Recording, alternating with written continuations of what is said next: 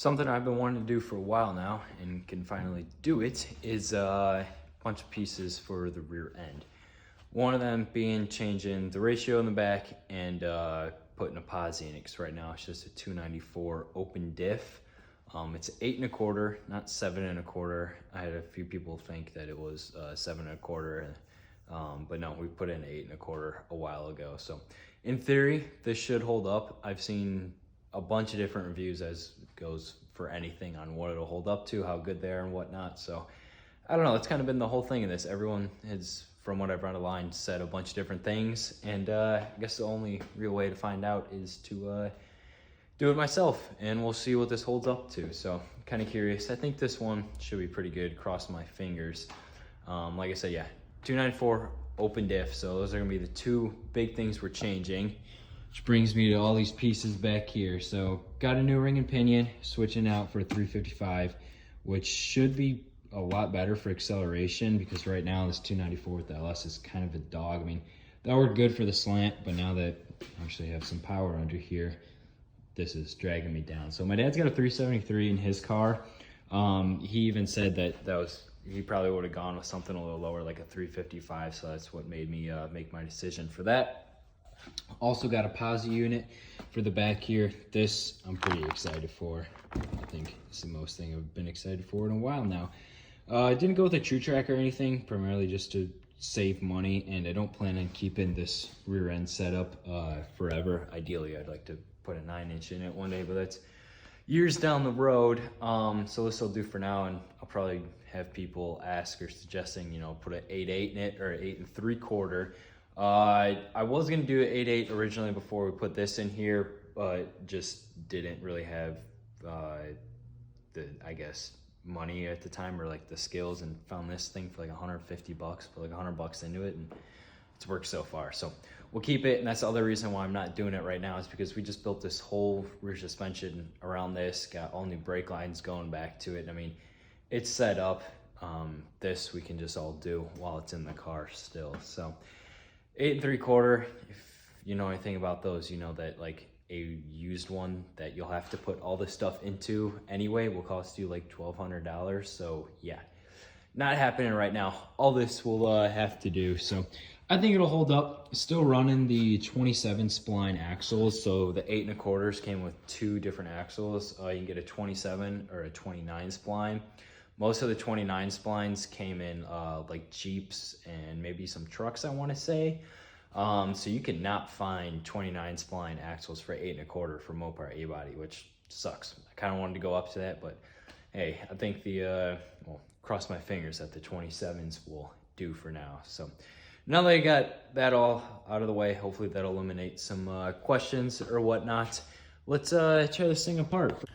Last night we got everything taken apart that we needed to, which means today we can go ahead and start putting this thing back together, and hopefully, with any luck, by the end of the night, this will be all back together.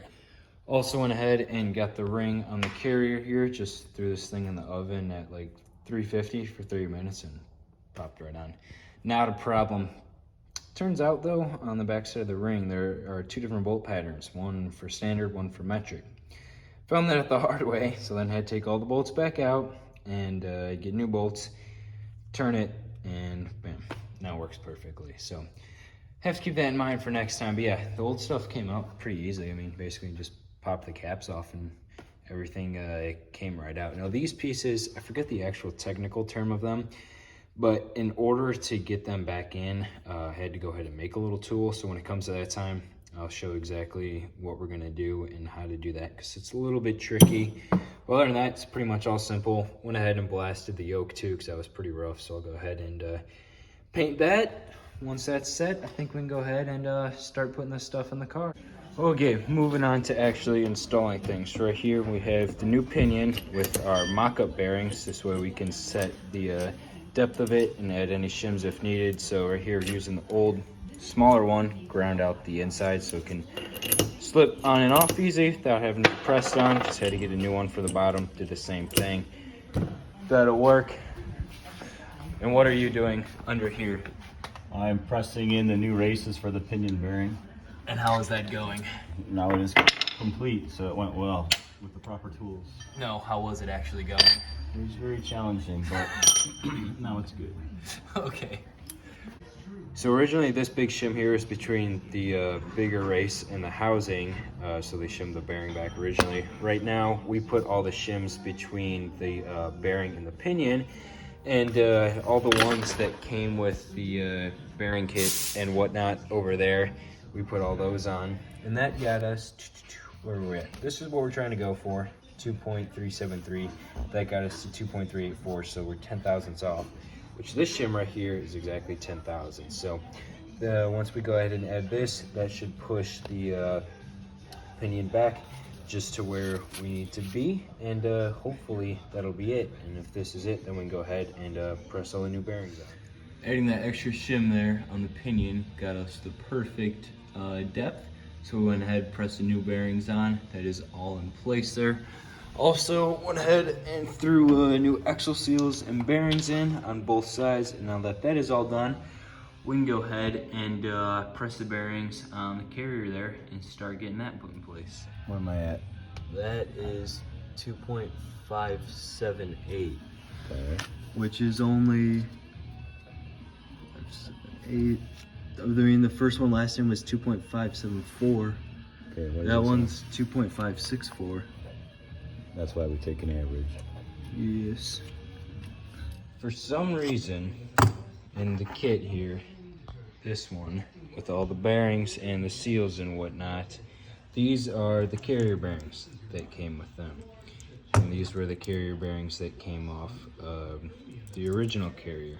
So you can see they are not the same size. So this is the correct race for it. This is the original bearing.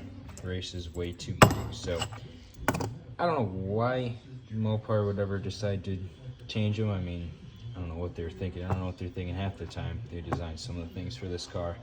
But yeah, apparently some year, I think, I don't know, sometimes in the 70s, they decided to switch sizes for the carrier bearing. So that was a fun thing to figure out after we had the new bearings pressed on to the new carrier.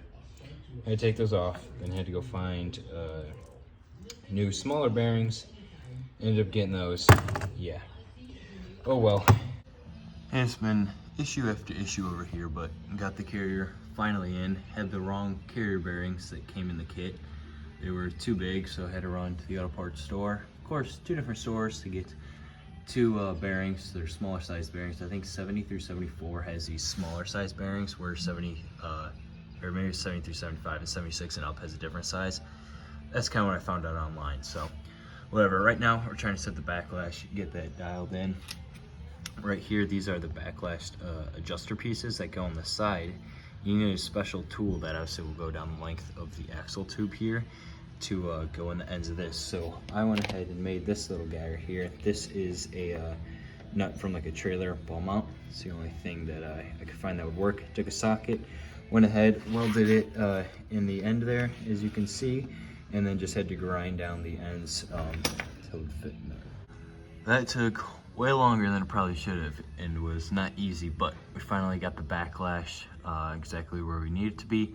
Anywhere between 5 and 8 thousandths was perfect, and it's at just about 5.5 right now. So we'll take it. Wear pattern seems to be good right there.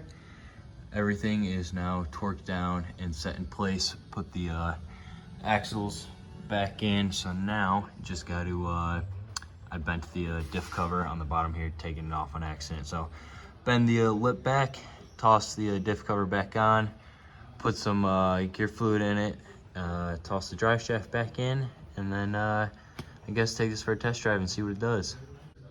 So behind me you can see the duster is no longer in that spot and is back on the ground, which can only mean one thing.